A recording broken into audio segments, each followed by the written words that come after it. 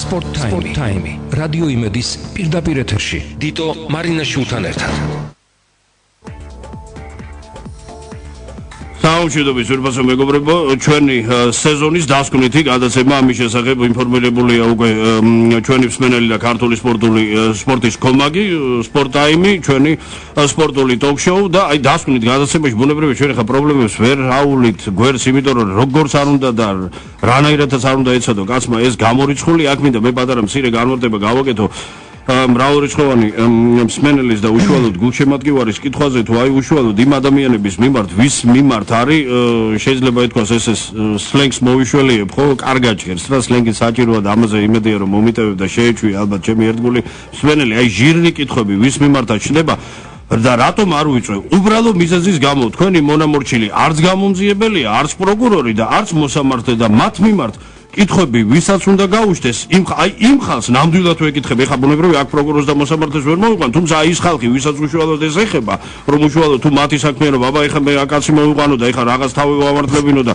დიფირ ამბები უმღერო ეს არ გამოვა ეს პატარა განმარტება ახლა ჩვენი დღევანდელი გადაცემის სტუმარი აი ძალიან ძნელია თითქოს იოლია ხო რაღაც ორი სიტყვით აღასიათებ დილამდე შეიძლება ჩამოთვალო მისი რეგალიები მაგრამ ადამიანი რომელსაც ცხოვრების მანძილზე მოუწია ორ ამპლუაში ყოფნა. ორი ამპლუა მხედველობაში მაგაი როგორც გადატანითი ასევე პირდაპირ მნიშვნელობით ის დაბადებიდანვე იყო უნიჭიერესი ფეხბურთელი, შექმნა უდიდესი საფეხბურთო კარიერა და იყო მოწოდებიდანვე თავდამსხმელი. თუმცა ბოლო 3 წლის განმავლობაში მას მოუწია ამპლუის შეცვლა და ის მეკარის როლში აღმოჩნდა. თანაც მეკარე რომელიც სალკარა მეკარე ასე წარმოიდგინეთ მოედანზე მეკარე დგა კარში და მას პრაქტიკულად ებრძვის მთელ გუნდს და თუ რა ხდებოდა ბუნებრივია ამის შესახებ ჩვენ დღევანდელი გადაცემის სტუმართან თქვენთვის ყველასათვის კარგად ნაცნობი და საყვარელი საქართველოს ეროვნული ნაკრების ექს-ფორვარდი მარტო 3 ქვეყნის საქართველოს უკრაინის რუსეთის გარდა ამისა ჩემპიონატების საუკეთესო ბომბარდირი გარდა ამისა არაერთი ულამაზესი გოლის გამტანი საქართველოს ნაკრების დამოუკიდებელი ქართული ფეხბურთის ისტორიაში ყველა დროის ერთ-ერთი საუკეთესო ბომბარდირი და თავდამსხმელი გიორგი დემეტრაძე დემე როგორც საზოგადოება მას უწოდებს კი პირველი ქართველი ესპანეთში სხვა შორის გიორგი მოდი დავიწყოთ იმით როგორ ბრძანდები როგორ გრძნობ თავს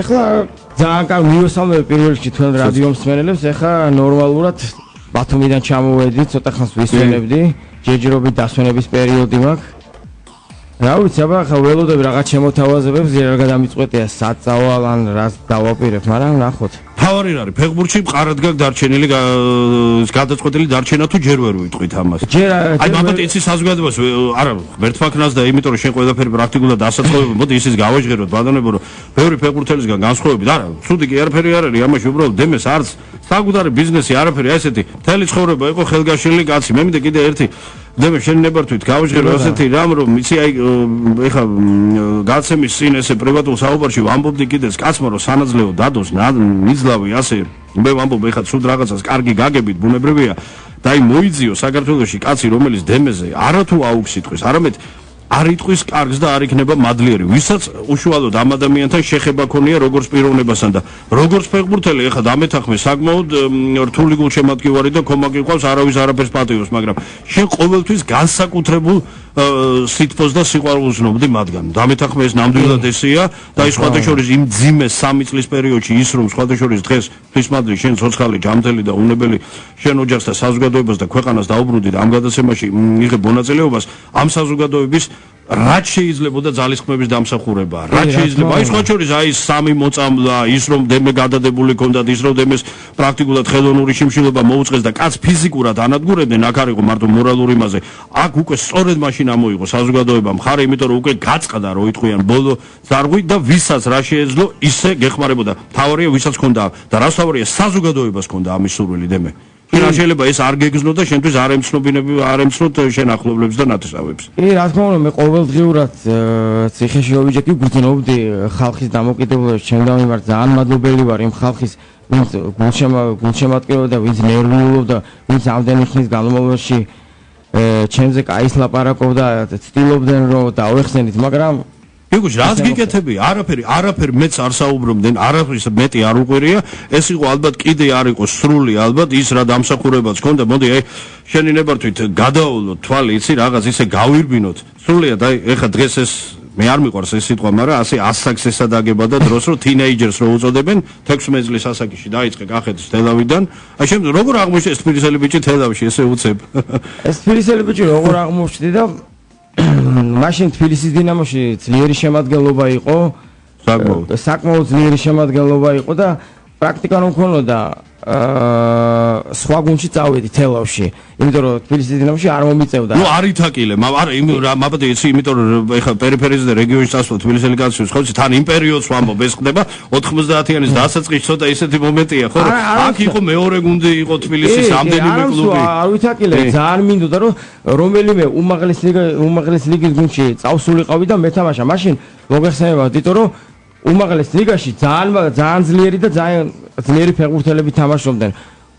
თითქმის ყველა კლუბში მაშინ 4-5 რო იტყვიან, შენ იგროკი იყო. ყველა გუნდში თითქმის. აი დღეს რო დაგვენატრება ისეთი რა, სულ მცირე, აი ეგ 4-5 სტაბილურად. დაუშვათ მაშინ ეხა დაუშვათ მე-5, მე-6 ადგილზე გუნდი ვინც იყო, დამიჯერეთ რომ აი ამ დღევანდელ ჩემპიონატში გახდებოდა ჩემპიონი. იმიტომ რომ ძალიან ძლიერი ფეხბურთელები იყვნენ. ნუ ეხა თბილისის დინამოში რა თქმა უნდა საქართველოს ნებისმიერი კუთხიდან ყველა ძლიერი ფეხბურთელი იყრიდა თავს. ამიტომ წავედი თელავში. იქ ძალიან კაი პრაქტიკა მივიღე, თამაშობდი, ბურთებიც გავიტანე და მე დამაბრუნეს თბილისის დინამოში. და დინამოში დაბრუნებისთანავე დაიწყე შეყრა ასე საფეხბურთო ენაზე რო თქვა, ანუ გოლების სვენა პირდაპირ. გოლების სვენა. ქონა პერიოდი რომ დაუშვათ ძირითადში არ მათამაშებდნენ, არ მაყენებდნენ, მაგრამ რო შემოვდიოდი გამქონა ბუნთები.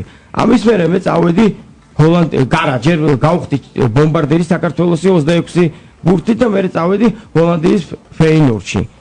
აი ეს იყო რაღაც საოცრება, იმიტომ რომ მაშინ მოდი ასე ვთქვათ, ფეინორდი იყო გაცილებით უფრო მონოლითური, უფრო სერიოზული შემადგენლობის და იგივე ფინანსური მხრივ, იმიტომ რომ ეხლა ცოტა კიდე გაჩავს მოხსენება სერიოზული ჩავარდნა ქონდა, მაგრამ მაშინ იყო უსერიოზულესი გუნდი და გრანდებში გადიოდა თითქმის. უსერიოზულესი გუნდი იყო, ერთ-ერთი ევროპაში ძალიან კაი სტადიონი აქვს, DKIP ეხაც მახსოვს. ამიტომ თამაშობდა ჩემთან ჯოვანი ვან ბროხოსტი, ბონევენტურ კალუს, სალამონ კალუს ძმა. თამაშობდა ირჟი დუდეკი, ვანგობელი, ჰოლანდიის ნაკრების ფეხბურთელები, მაგრამ ძალიან ძნელი იყო. ძირითად შემადგენლობაში. ძალიან სულ პატარა 18, მაშინ იყავი 18 წლის, ხო? პატარა 18 წლის წავედი, მარტო ცხოვრობდი, ძალიან გამიჭირდა. რავი, ცოტა ბევრი თამაში ძირითადში არ მომიწია, მაგრამ კაი შთაბეჭდილება დავტოვე. ფეინორდი მტოვებდა მაშინ, მატერინებდა ხელს, მაგრამ გამოჩნდა ვალერი გაზაევი, წამიყვანა. აი ეს არის ყველა საინტერესო მომენტი. ანუ გიორგიჩის კლანჭებს ვერაცდი ხო? მე თქვით რომ მაგდროს ჰოლა ისა ფეინორდი ფინანსურად ძალიან კარგად იყო. კი, კი. მაგრამ უფრო მაგრად იყო ვლადიკავკაზის ალანია, მაშინ მთელი რესპუბლიკა პრეზიდენტი ეხმარებოდა და ველაპარაკე და გადამიბირეს როგორც იქნა. თან მინდოდა რუსეთის ჩემპიონატში დაბრუნება და დავბრუნდი იქ ვითამაშე გავხდი არა მეორე წრე იყო. გუშ მამადი მაშინ რამდენი ქართველი მოიყარეთ თავი, პრაქტიკულად 7-8 ქართველი იყავით. ხო, იმიტომ უწოდებ ქართველების 3-4-5 ეს ძირითადში უკვე. ეს ძირითადში 3-4 თამაშობდნენ, ხანდახან 7-ზე ავდიოდი. ჩავედი 15 თამაში იყო დარჩენილი მეორე წრე, 14 ბურთი გავიტანე. დაიწყო ახალი სეზონი და გავხდი ბომბარდირი. გავხდი ბომბარდირი და 4-5 გუნდიდან ევროპიდან მქონდა თორსტების 3 მოწვევა მქონდა საფრანგეთის გუნდებიდან, ახლა ზუსტად არ მახსოვს. და მქონდა კიევის დინამოდან. კიევის დინამო თამაშობდა ჩემპიონთა ლიგას. ახლა ჩემი ოცნება იყო, ყველა ფეხბურთელის ოცნებაა, რომ ჩემპიონთა ლიგა ითამაშოს. დამიბარეს ჩა როგორ კიევში, ლაბანას კიევში, ხო? აი ეგ არის ახლა. ჩავედი, დამხვდნენ პრეზიდენტი სურკისები, ვალერი ვასილიშთან შემიყვანეს. მე მეგონა ახლა ვიზუალურად ძალიან ჯმუხი და ისეთი ადამიანი. კი, საშიკას შტაბეჭდილებას ტოვებდი, შეიძლება ითქვას, გაღიმებული ლობანოვსკი არავის არ. ადამიანი შტაბეჭდილებას ტოვებდი, მაგრამ რო შევედი და დაველაპარაკე, მივხვდი რომ ეს ადამიანი ის არის დაუშვათ ფენომენი. შევედი დაველაპარაკა, მითხრა რომ ჩვენთან შენ თუ ხელს მოაწერ, ძალიან რთული იქნებაო, ძალიან გაგიჭირდებაო, მაგრამ ამას თუ გადალახაო, ყველაფერი კარგად იქნებაო.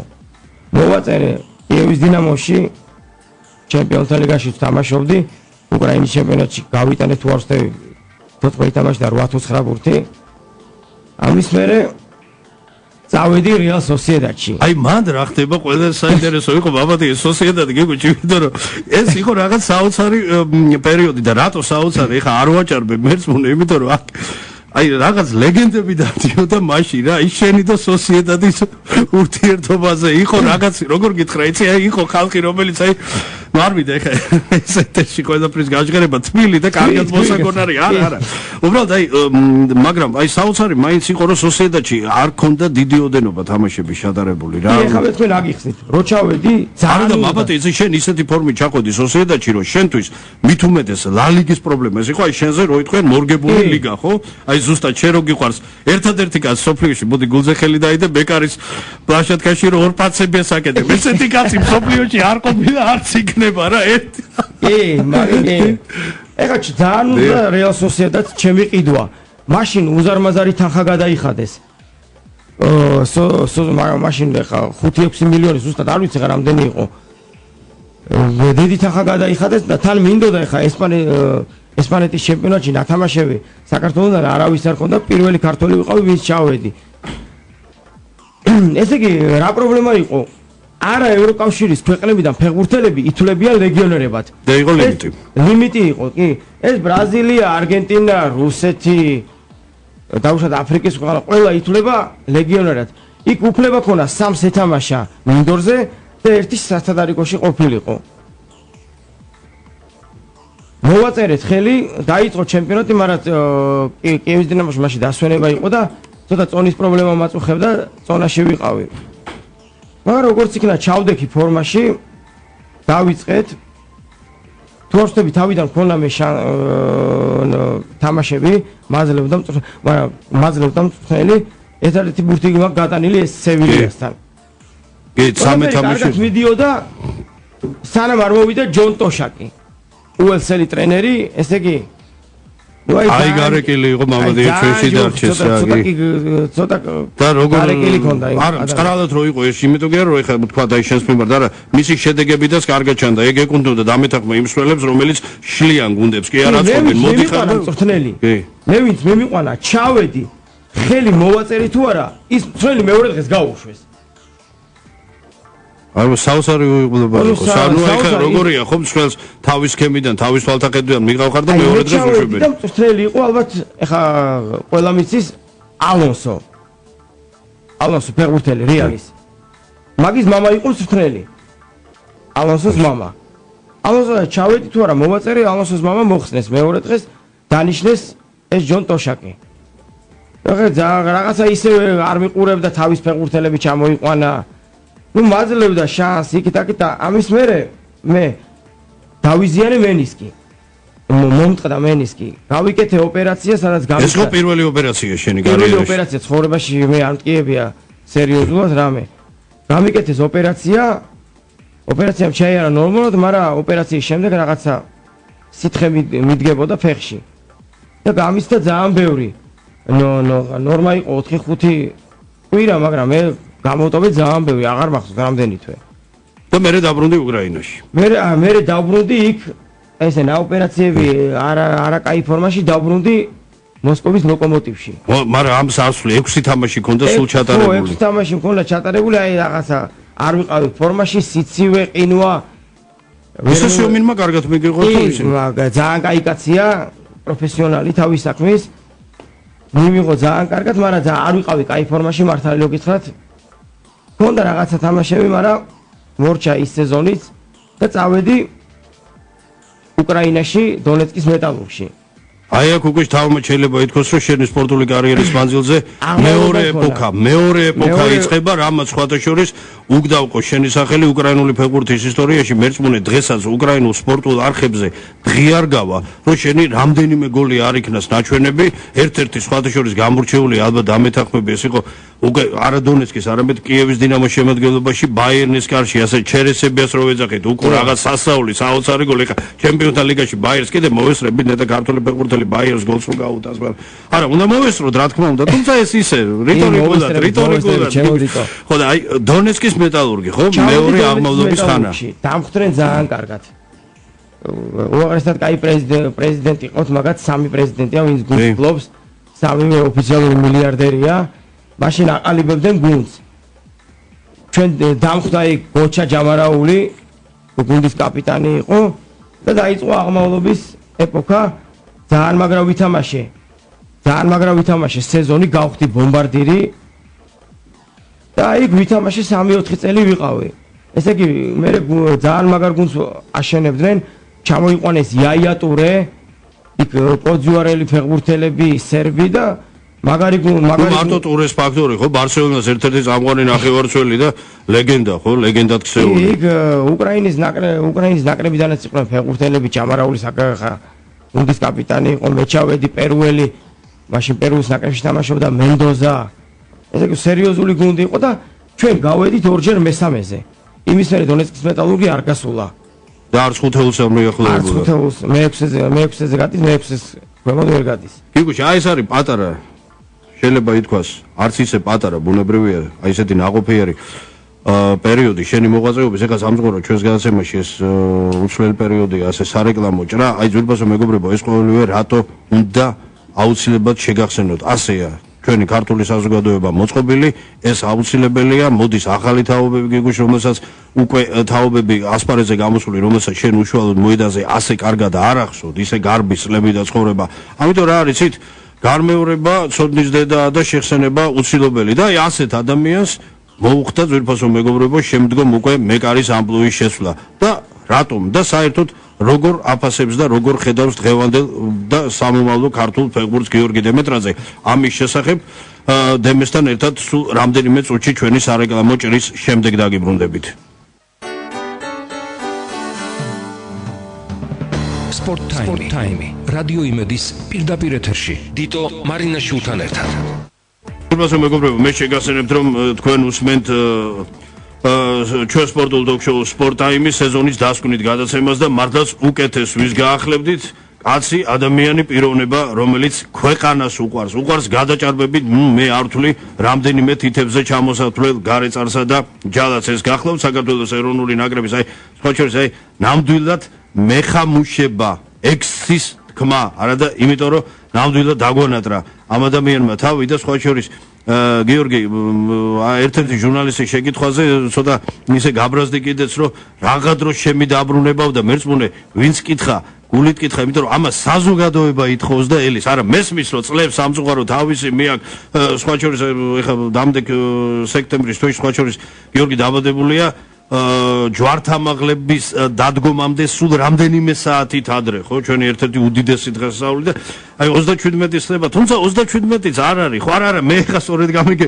არ გეკაჩები, რა თქმა უნდა, მოედნისკენ. თუმცა კიდე ერთხელ უბრუნდები იმ საკითხს, რომ წარმოუდგენელია გიორგი დემეტრაძე ფეხბურთის გარეშე. არა, ღმერთმა ხელი მოგიმართოს გიორგი ნეტა ისე განვითარდეს მოვლენები, რომ ის რაც შენ აქტიური საფეხბურთო კარიერის მანძილზე არ ააწყეთ და ეს იმიტომ რომ ყავს ულამაზესი ოჯახი, ყავს უამრავი მეგობარი, ახლობელი, ვისაც შენ ისევე დაეხმარები, როგორც მთელი 2 ათეული წლის განმავლობაში უანგაროდ ეხმარებოდი და აი ამან გამოიღო სწორედ შედეგი და აქედან წამოვიდა საზოგადოების ასეთი ცალსახა, ძალიან თბილი და ერთგული დამოკიდებულება. იმიტომ რომ ამ ხალხმა ბოლომდე გიერთგულა და აი ამით არის საზოგადოება დასაფასებელი და არ შეიძლება აქ მადლობის და მადლიერების მეტი რა გეთქმის ადამიანს. და ეხა იმ მეკარესთან დაკავშირებით რომელიც პრაქტიკულად 3 წლის მანძილზე ეულად იომებდა. მხოლოდ ერთი რამ გინდა კითხო, არ მინდა მე ხა იმას დაუბრუნდე. ისი რა, აი ეხა ეს ბოლო პერიოდი ხო, არ მინდა ხა გადაცემ პოლიტიკურ ჭრილში გადავიყვანო, მაგრამ თავარი მაინც ხო, თავარი მოიგე ის რომ არაფერზე აი ეხა წეღან ახსენე დონეცკის მეტალურგი დმიტრი სელიუკი, ერთ-ერთი ხელმძღვანელი სელიუკი ძვირფასო მეგობრებო დონეცკის მეტალურგიდან აკეთებდა განცხადებას რომ თუ გიორგის მაშინ გირაო შეუბარდებდნენ ის მზად იყო რამდენიმე დღეში მარტო ფეხბურთელებისგან კლუბზე რომ შევეშვოთ აეგროვებინა თანხა ნებისმიერი ციფრი რაც მაგრამ გიორგის გირაო არ შეუბარდეს უბრალო მარტივი მიზეზის გამო ის თავისი ბუნებიდან და პიროვნებიდან გამომდინარე განწირული ყავდათ განწირული იმიტომ რომ გიორგი არასოდეს არაფერზე არ მოაწერდა ხელს და ის რაც არ ქონდა ჩანდენილი არასოდეს არაფერზე არ აღიარებდა ის იყო მებრძოლი და არის მებრძოლი კაცი და ასეთივე დარჩება ცხოვრების ბოლომდე აქედან გამომდინარე ეგრეთ წოდებული რეაბილიტაცია აი რაღაც ის ჯერ გეხამუშება ეს სიტყვა ყურზე რო ხვდება მაგრამ მაინც არ შეიძლება კითხო აქ არის არაფერი სარეაბილიტაციო მაბადია ვის და შენ ნამდვილად არ ჭირს და და ასევე საკმაოდ დიდ ნაწილს საზოგადოების, რომელსაც პოლიტპატიმრის სტატუსი ჰქონდა და მეტიც თუ არა პოლიტპატიმრის აქ უკვე სინდისის პატიმრობაზე იყო ბევრი ადამიანი აშკარად შესაფარდებელი. აი რამე სიახლე არის გიორგი, ხდება რამე? გავიდა რამდენი ხო 8 თვე გავიდა ხო? კი, არა, ჯერჯერობით არანაირი სიახლე არ არის. არც გეხმაურებიან, არც ისევ ხა ვინა შემეხმე საქმე თავიდანვე უნდა ხო ამის თქმა მინდა ის ადამიანები არიან ისევ ის გარეწარი მოსამართლეები, ვინც მე გამასამართლა. ეხა თავიდან რო დაბრუნება საქმე, დამხვდება ისევ ის მოსამართლე. აი ბატონო, მაგ მოსამართლეებს ახლა აგერ მოვა ეს შემოდგომა და მე უკვე ოფიციალურად შეიძლება ხო? ოფიციალურად ჩოსვლა, მაგრამ ის სხვა კატეგორია დანარჩენი. აი ვიცოდათ სხვა კატეგორიას გულისხმობ, იმიტომ რომ მოსამართლეებს რო თავი დაანებო, აგარ იგივე პროკურატურა, იგივე საგამოძიებო ორგანო, რა ვიცი, ის ხალხი ჩვენივრად ზიან ითმობენ ერთ ადგილს და არანაირი სინდისის ქეჯნა, ხო? ეხლა შეწარმოიდგინე რომ ეს ადამიანი რო ციხეში მოხვდა რეაბილიტაცია კი რაც ის ადამიანები აწამეს, რაც ანერვიულეს, რაც დააკლეს.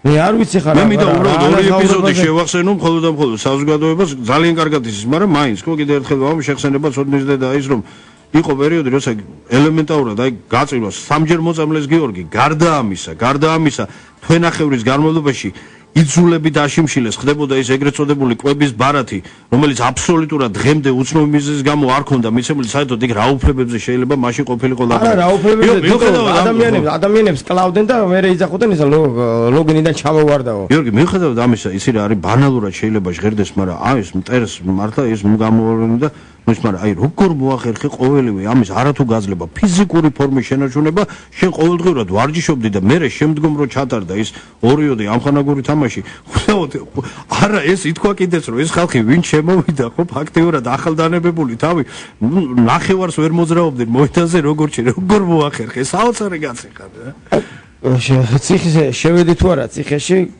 ახლა დღის განმავლობაში ვდგებოდით ლოსულობდით მე ვარჯიშობდით და არ მეხმარებათ ჩემი მოძღვარი რომ საუბედუროდ გარდაიცვალა და ესე აი ლოცვაში ჩვენი საზოგადოების იმედი მქონდა ზოგიერთმა სპორტსმენებმა კი ბოდიში მაგრამ ხა როგორ თქვა რადიოში არა მესმის მაგრამ სხვა შორის მათი დიდი ნაწილი იცი ალბათ ხო ჯიღზე იცემს რომ არა ჩვენ სადეთო მაგრამ სადაც ეხა ბატონიშალვა გახლავთ უფროსი დემეტრაძე გიორგი დემეტრაძის მშობელი მამა და მაშინ ბატონიშალვა იყო მაგრამ ისეთი უკეთილშობილეს და ღვთისმერი ადამიანი და ისეთი მოკრძალებული რომ დარწმუნებული ვარ რომ სწოვა მაინც არ მოვა მე ეხა რაც წისქვილის სხვა დატრიალ და რაც ამ ადამიანმა გადაიტანა და საერთოდ გიორგის ოჯახმა ბუნებრივია გიორგი ერთი საინტერესო რამ თუ შეხვდი აი ამ ბოლო პერიოდში ჩვენ ლევან დავიდი ჩვენ სპორტის მინისტრს თუ ქონდა შეხვედრა ორი დღის წინ ბათუმში შევხვდი და რა არაფერი აბსოლუტურად არა მე რაზე გეკითხე პირდაპირ გეკითხე იმიტომ რომ საზოგადოება ეს მაბადი არ არის ჩემი მარტო სუბიექტური აზრი და ასე ვთქვათ არანაირი ნოვაციით არ გამოვდივარ თავიდანვე მუსირებს სხვათა შორის ეს ხდება ოქტომბრის დასაწყისიდან მოყოლებული და გავიდა უკვე ძალიან დიდი დრო 9 თვე ამას მე მგონი არანაირი ასე ვთქვათ პერეტრუბაციები და რაღაც დიდი ინსინუაციები არ ჭირდება ელემენტარულად კაცი რომელმაც დამოუკიდებელი ქართული ფეხბურთის ისტორიაში გაიღო და გააკეთა ქართული ფეხბურთისთვის ძალიან ბევრი რამ როგორც საკლუბო, ასევე რაც თავარია სანაკრებო დონეზე, კაცი რომელიც საზოგადოებას უზომოდ უყვარს, რა გახდა თქვენ დალოცვილებო ამ ადამიანს ერთი გაცილება ეხა გიორგი ვიცი ეხა აღშფოთება და ისეთ მოგზალებული კაცი, მაგრამ მაინც უნდა გავაჟღერო ეს. რა გახდა დალოცვილებო ერთი გაცილების მოწყობა არ მესმის. რა მომიტევე და რა ხალხი არ მოვა რა მაბადი დაგვისტვენენ არ ვინმეს არ ესიამონება თუ რა აი ელემენტალური ხო აი ხა გიორგი როგორ მომენტი იცით აქ მარტო ჩემპიონობაზე არის საუბარი ჩვენ გვაქვს ეს ხო საუკუნეების მანძილზე ტრადიცია რომ ჯერ ადამიანი უნდა მოსწოთ შემდგომ მერე ვაიმე თავში ხელი რაც დააფასე რა ელემენტალური მადლია ხო თორე ამ ადამიანს არასოდეს არავის არაფერი არ უთხოვია და არც ითხოვს ამას მე ვაჟღერებ და ვაჟღერებ კიდე ერთხელ ვამბობ საზოგადოების მნიშვნელოვანი ნაწილის ფეხბურთის კომაგის აი ერთი ადამიანი მიპოვა რომელიც შენ გაცილებაზე წინააღმდეგი იქნება და ამ საკითხს დღის წესრიგიდან მოხსნი მომენტალურად ერთი ადამიანი მიპოვა ვისაც ეს არ გაეხარდება და ვინც ამაზე ელემენტარულად არ იქნება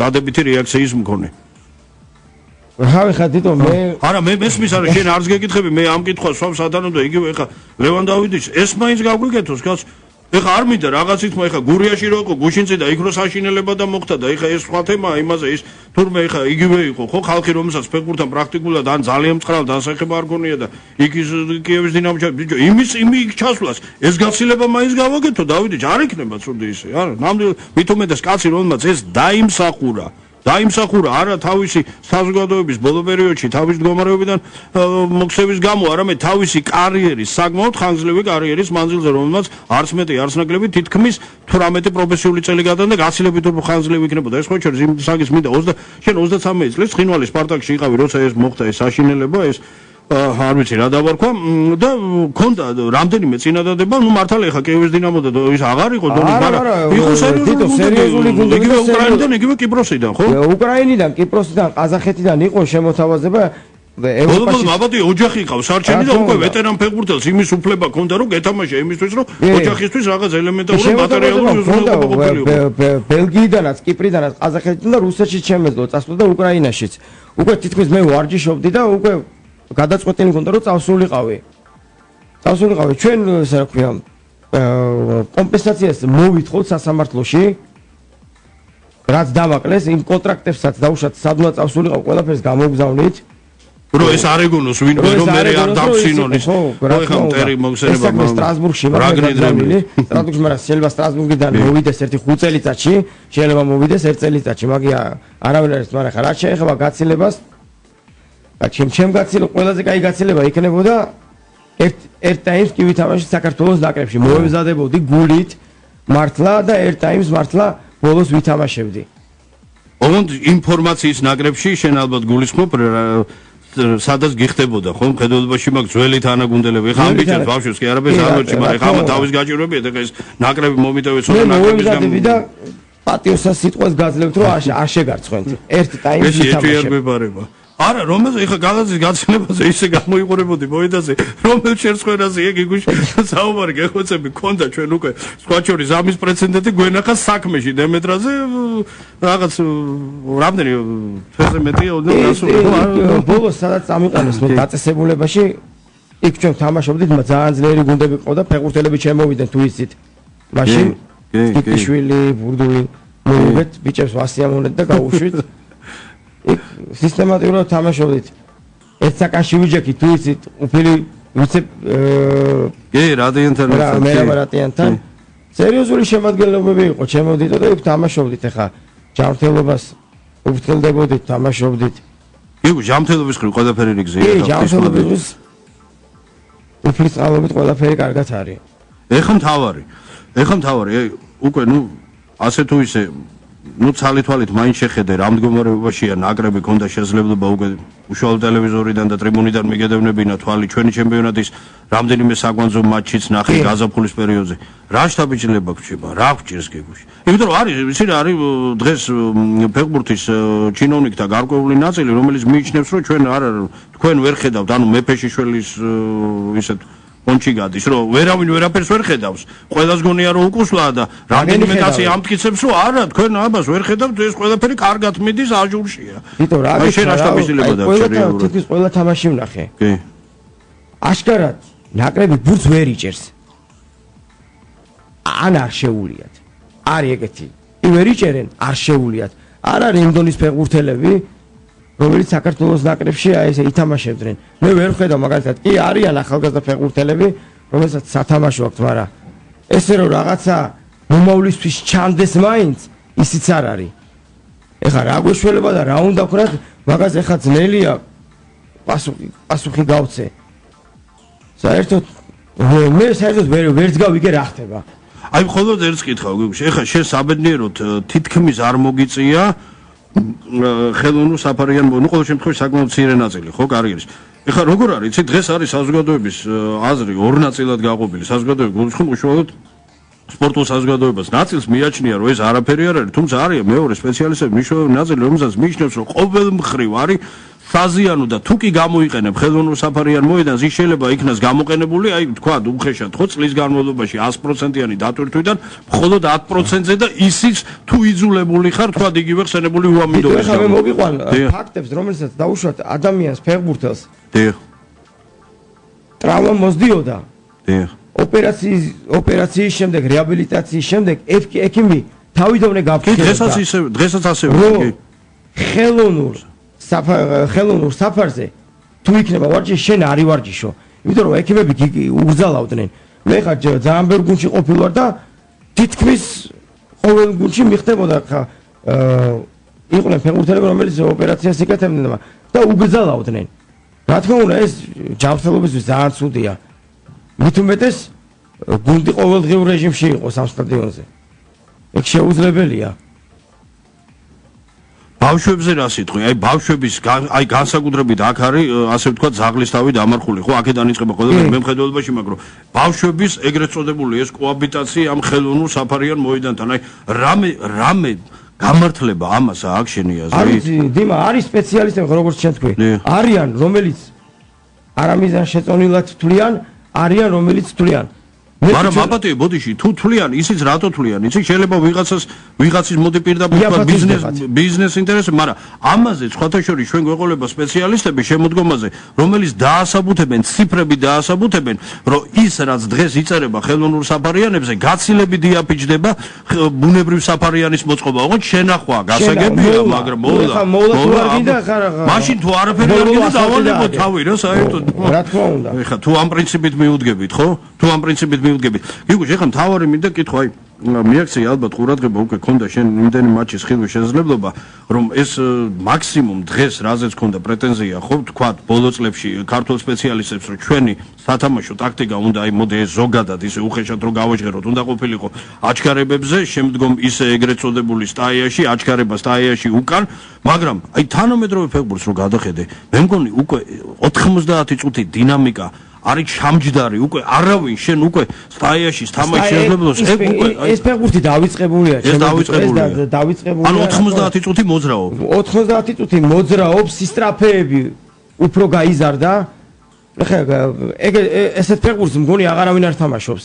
ნუ საშუალო უკვე 10 კილომეტრი უკვე საშუალო გახდა. საშუალო ჩვენთან ამ 9-10 და დარბიან 12 და 13. არა, ნუ ეხა ინიესტას ასაკი ემატება და ეგ მაგიჯებს და ის კაცი კიდე უფრო მეც დარბის. ეხა 15 კილომეტრამდე ავიდა 31 წელსია. ნუ ეხა ხო უკვე სადღაც მაგრამ ამ სისტრაფე და ჩვენ რას დავბივართ გიგო? არა, ჩვენ დავბივართ იმას, რაც გვაქვს შედეგი. რას გვაქვს?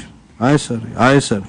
ამიტომ ეს შემოდგომა გეგოშ ვიქონიოთ იმედი რომ რაღაც ყინული galgweba, რაღაც დაიწყება საფეხბურთო მოძრაობა დაიწყება არა ის რომ რაღაც იქნება ქაღალდზე გაწერილი და ვიღაცის ინტერესებს ამაზე აქტიურად შენც უნდა ჩაერთო. არა, შენც უნდა ჩაერთო. იგივე სწორედ გამიგე შენი მეგობარი არ შეიძლება მე ხა იცი რა ეხა მაქვს ამის უფლება რაღაცეთი საყვედური კი არა გაოცება გამოთქვა ამას საზოგადოების აზრიც არის ეს შემობადონო რომ რა ისი მინისტრიც არ და ისი მინისტრიც არ უნდა იყო ეხა ისეთი მომენტია რომ როცა სიტყვა გეთქმის როცა ამხელა დამსახურება გაგუნდა გამოხვიდე და შენი პოზიცია უნდა დააფიქსირო ხო კახაზე ვამბობ იგივე აბსოლუტურად უცნობია თორე ხო ხედავ ეს ხალხი ისე უტრირულად არიან ისე მორგებული მშვენივრად მიდის ეს პროცესი არ ვიცი რა გიგო შენ სამწუხაროდ იწურება ჩვენი გადაცემის დრო და მე ერთი კითხვა მოკლებას ვღე როდის აპირებ თუ გადაწყვეტილი უკვე კონკრეტული სასამართლოში სარჩელის შეტანა სიმდე ძალიან მნიშვნელოვანი სასამართლოში ეხა ეს მთავარი ნაძირალა მოშორდება ოქტომბერს ამის მერე უკვე დავიწყებთ მოძრაობებს და შევიტან და ყველაფერი გაერკვება და სიმართლეს დავამტკიცებ ჩვენ. არა, სხვანაირად არ შეიძლება, სხვანაირად გიგუშ ვერც ერთი ჩვენთაგანი და ქვეყანა საერთოდ ვერ იარსებებს. ალბათ ეხა უკვე აგვისტო-სექტემბერი და ალბათ ჩვენც დავიწყებთ რაღაცა ფეხბურთში ჩავებები და რაღაცას ვიტყვით ჩვენს სიტყვასაც. და ძვირფასო მეგობრებო, ასეთი ადამიანები მერწმუნე სამწუხაროდ არც თუ ბევრი ყავს და რაც ყავს, მათ არა მარტო გაფრთხილება მაქსიმალურად უნდა მიეცეს იმ ღრმა პროფესიული თვისებების გარდა თავისი ღირსების და პატრიოტიზმის გამოვნება. ეხლა წამთ პირდაპირ ვიკითხავ და ამით დავამთავრებ გადაცემას, რომ გიგუშა თქვა ფედერაციაში მოვიდეს, არა აქვს მნიშვნელობა ან საერთოდ ფეხბურთში და მაგან ეხლა ფული აიღოს და თქვა ვიღაცას ამ შობლიდან დაწყებული, დამთავრებული სერიოზული გრანტებით. წამთ აი ასე კითხვის ნიშნით და მრავალ წერტილით დავამთავრებ მე მინდა გიგუშ გიშურო უპირატესად ჯანმრთელობა, ღირსება შენ ამას ოჯახთან ერთად დაიფარავდეს. მე კი ძვირფასო მეგობრებო, შემოდგომის შუა წელამდე გემშვიდობების სპორტაიმი თავის პირველ გადაცემას მომავალ სეზონში 16 სექტემბერს შემოგთავაზებთ. ვიქონიოთ რომ მანამდე ქვეყანაში ზურები აუცილებლად და რა თქმა უნდა დადებითი და სახალხო იქნება. დაუთმოთ დრო ქართულ სპორტს. სპორტ ტაიმი. რადიო იმედის პირდაპირ ეთერში. დიტო მარინაშვილთან ერთად.